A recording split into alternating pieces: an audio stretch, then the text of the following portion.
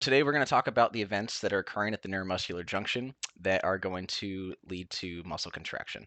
So first what's going to happen is we're going to get a action potential that's going to propagate down this way to the presynaptic nerve terminal. Once that occurs, what we're going to have is depolarization across this area here.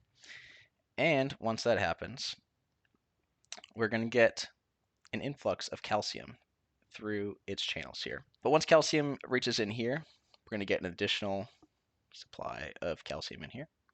Okay, and once that happens, what's going to occur is acetylcholine is going to be packaged in these vesicles here. And this was already here beforehand. And these are now going to be encouraged to leave the presynaptic nerve terminal. They're going to go into the synaptic cleft, but they're going to travel in their vesicles all the way to their nicotinic receptor over here. These are specially designed to only receive acetylcholine in most circumstances.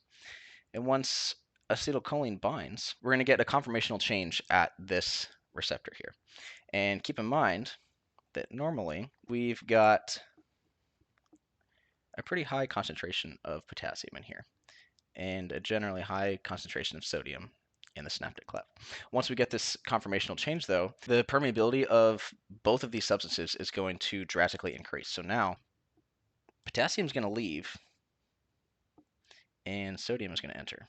Both going to go through this channel here.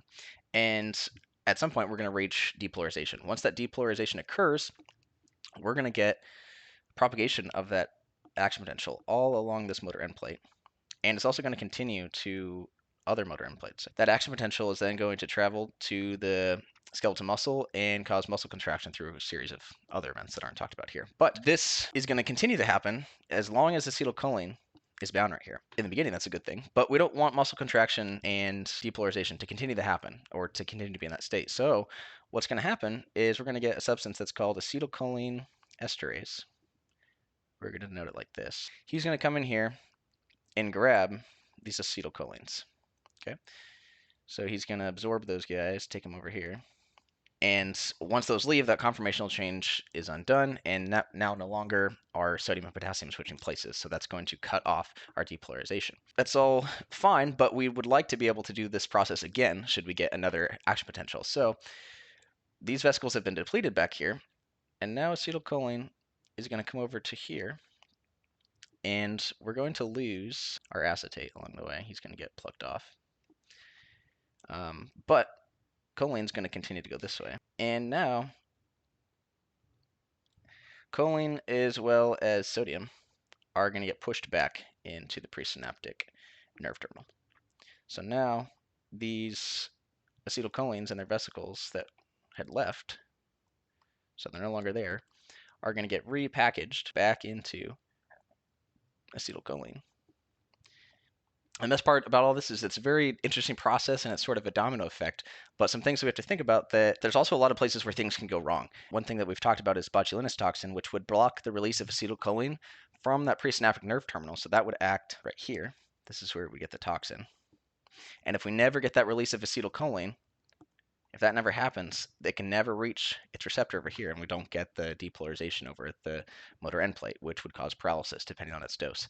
In the same way, Curare is something that would also cause paralysis based on its dose, but it acts in a totally different way. Acetylcholine is still allowed to come over here, but before it can bind to its receptors, Curare is here instead. And if it's there, the conformational change doesn't occur. So it competes with acetylcholine, which would also cause paralysis. And then another interesting part that it's just important to remember that a lot of things can go wrong, and we need to do a little bit of clinical reasoning to see maybe why our neuromuscular junction is not working the way it should. Although this toxin might be kind of an over-the-top case, there are a bunch of places where things can go wrong that we have to make sure that we've looked at all the options when we see what's going wrong. And in a case of this would be myasthenia gravis, where instead of these receptors functioning as they should, we're actually getting destruction of those receptors. So now these aren't here at all. Acetylcholine is showing up, but now we don't have as many receptors as we need. So acetylcholine is binding, but we're not able to get depolarization because acetylcholine esterase is picking off the acetylcholine before it's able to exert its influence. So these acetylcholine esterase inhibitors will stop this guy from pulling acetylcholine off, so it can stay long enough that we can actually get a depolarization. So that is a quick overview of what we talked about today. I appreciate you watching.